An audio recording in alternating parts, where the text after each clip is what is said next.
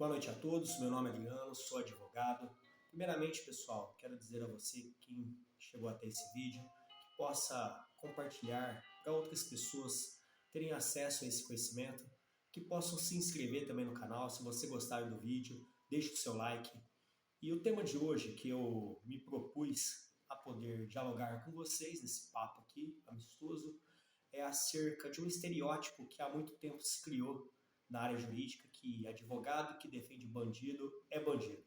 Pois bem, dentro desse estereótipo que muitas outras profissões e muitos outros assuntos têm, estereótipo é um assunto, é um paradigma totalmente equivocado acerca de um cenário. Eu vou tentar hoje trazer uma nova nuance, uma nova roupagem acerca disso, porque vejam vocês que eu vou externar a minha opinião, que não quer dizer que seja a verdade absoluta, mas é apenas uma opinião pautada naquilo que eu aprendi dentro do cenário jurídico, dentro da advocacia, dentro da escola, né, a nossa faculdade, o nosso curso de Direito, e também dentro de uma visão, uma roupagem espiritualista acerca dessa questão.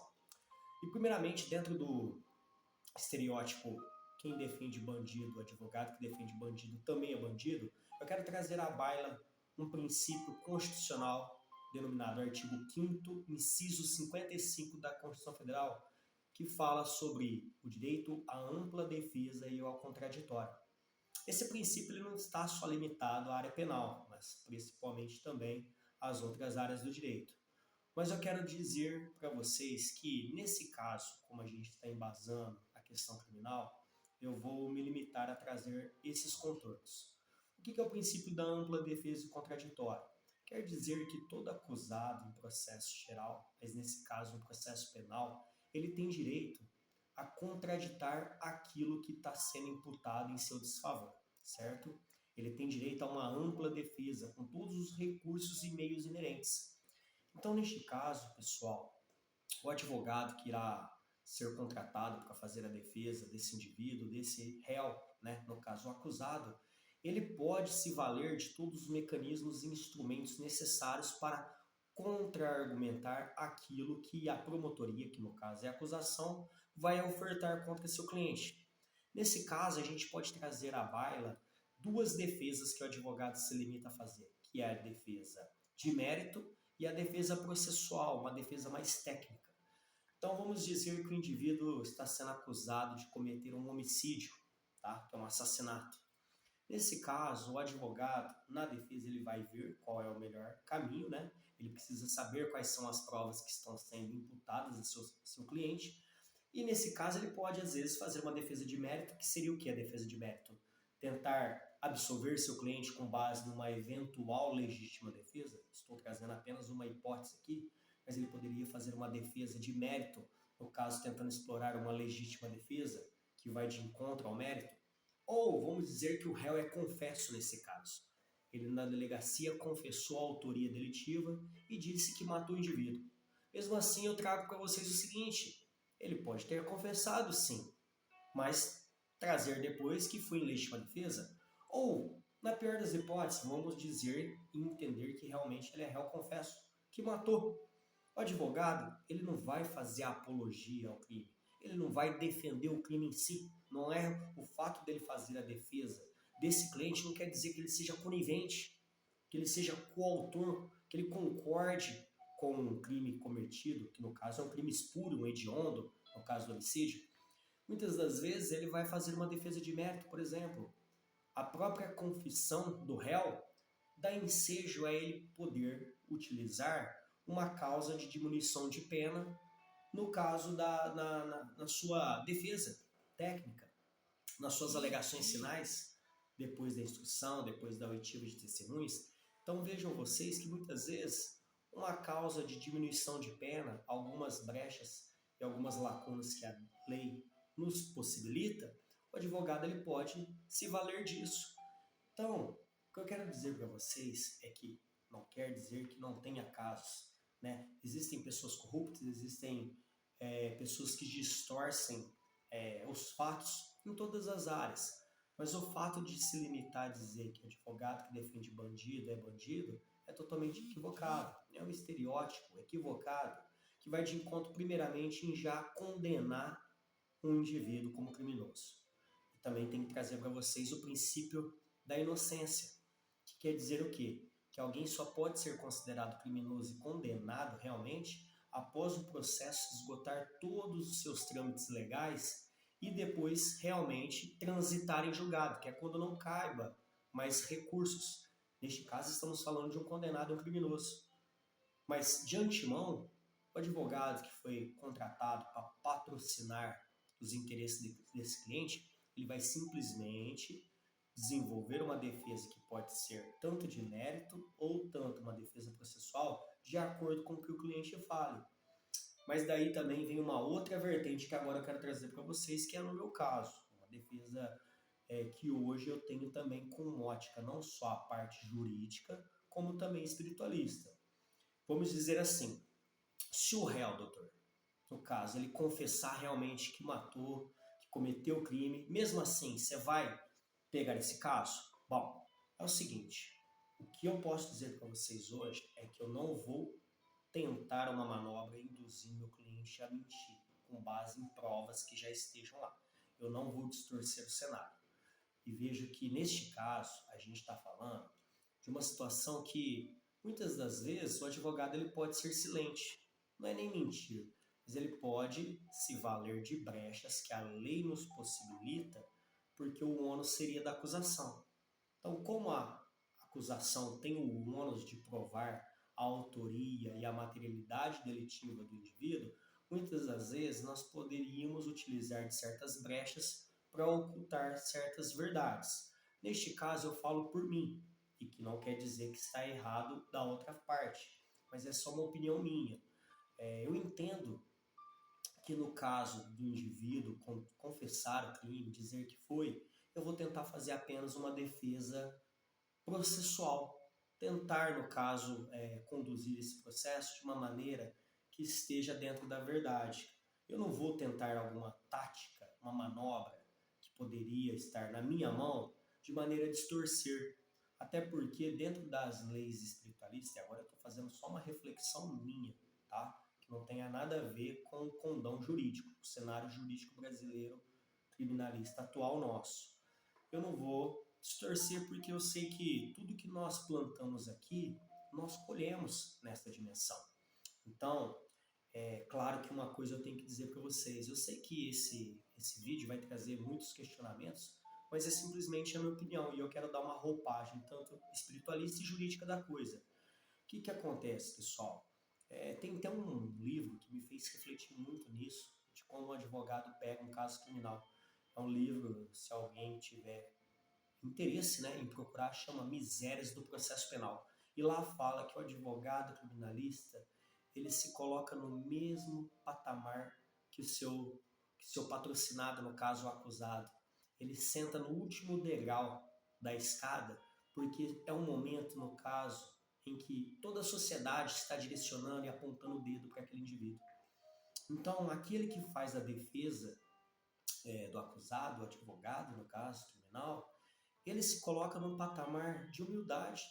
Ele sente a mesma dor que o cliente. Sei que muitos vão questionar, mas isso é um crime bárbaro e tudo mais. Bom, mas aí eu estou pegando o ensinamento de Jesus, que quando a prostituta Maria Madalena cometeu um crime, ele foi o primeiro a dizer, quem nunca pecou, que atire a primeira pedra. Naquele momento não havia mais ninguém para jogar a pedra. E a mesma coisa que eu penso também. É claro que nunca aconteceu nada com a minha família para eu, né, falar do jeito que eu estou falando. Eu sei que se alguém tivesse sido morto da minha família, ou estuprado, ou violentado, ou roubado, talvez eu pudesse estremecer essa fala que eu estou dizendo. Mas o que eu tenho para dizer simplesmente é a teoria e o momento que hoje eu penso. Eu acho que todo indivíduo, independente do crime que ele cometeu, ele tem direito a uma defesa justa, uma defesa equânime. E isso não quer dizer que ele tem que se eximir e se furtar daquele crime que ele cometeu. Se ele cometeu, eu entendo que ele tem que pagar pelo delito, mas dentro dos ditames legais, dentro das leis espirituais. Nada fica impune às leis de Deus. Há toda uma logística sábia das leis eternas e imutáveis do Criador que deixam bem clara a lei de causa e efeito. Então, a cada atitude nossa, pode ter certeza que inevitavelmente gerará uma consequência no porvir, no futuro.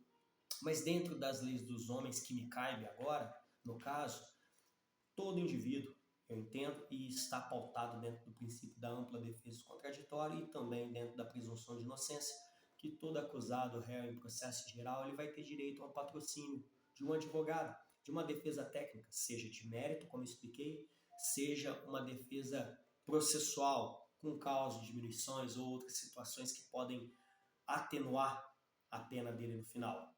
Vejo então, pessoal, que nesse caso, se limitar a dizer que advogado que defende bandido é bandido, é um estereótipo equivocado e que eu só trouxe essa reflexão para que as pessoas possam entender melhor.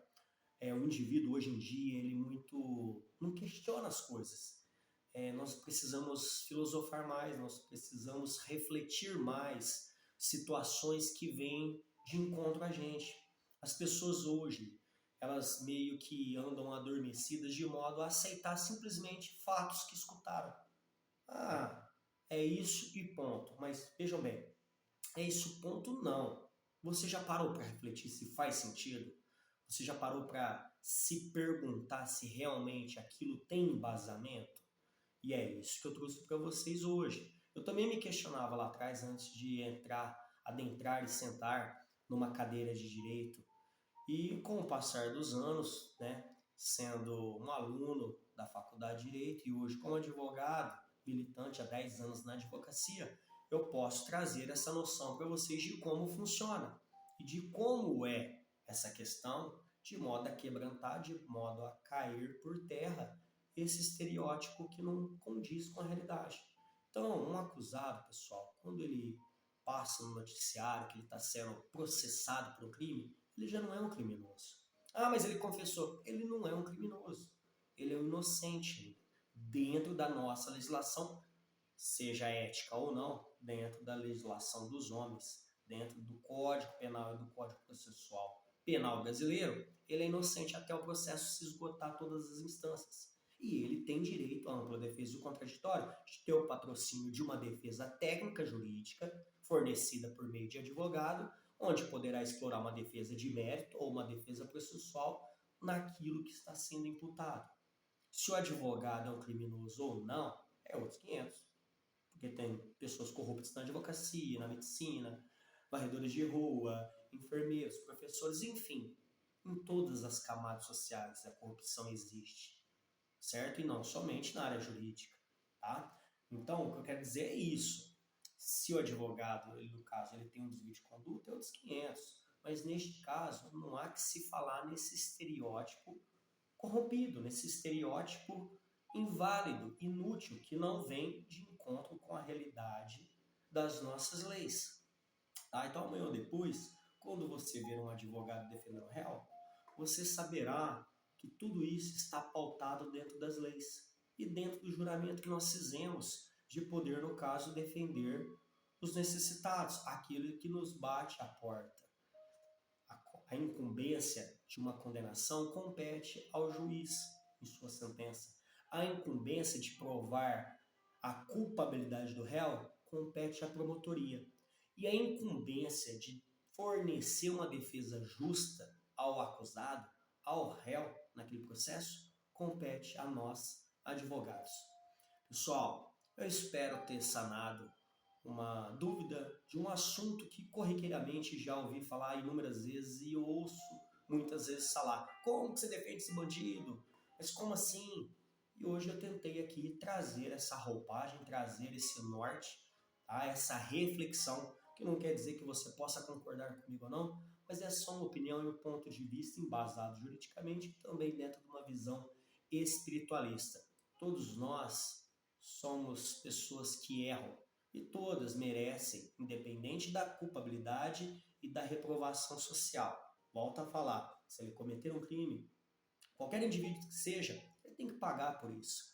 Mas não compete a nós, advogados, essa tarefa, e sim ao juiz, e sim à promotoria. E nós também, independente de estarmos fazendo a defesa ou não, se é que ele cometeu o crime, não estaremos concordando e sendo conivente com aquela atrocidade, com aquele delito. mas simplesmente tentando fornecer uma defesa justa naquilo que está sendo imputado, pois nem sempre um processo penal será seguido de uma condenação. Muitas vezes haverá uma absolvição, muitas vezes também haverá uma atenuação da pena, e é aí que está o papel do advogado, que também está no artigo 133 da Constituição Federal, que fala que o advogado ele é indispensável à promoção da justiça. Daí a imprescindibilidade do advogado fazer e fornecer a defesa técnica àquele que está sendo acusado, neste caso, num processo criminal. Tá certo, pessoal?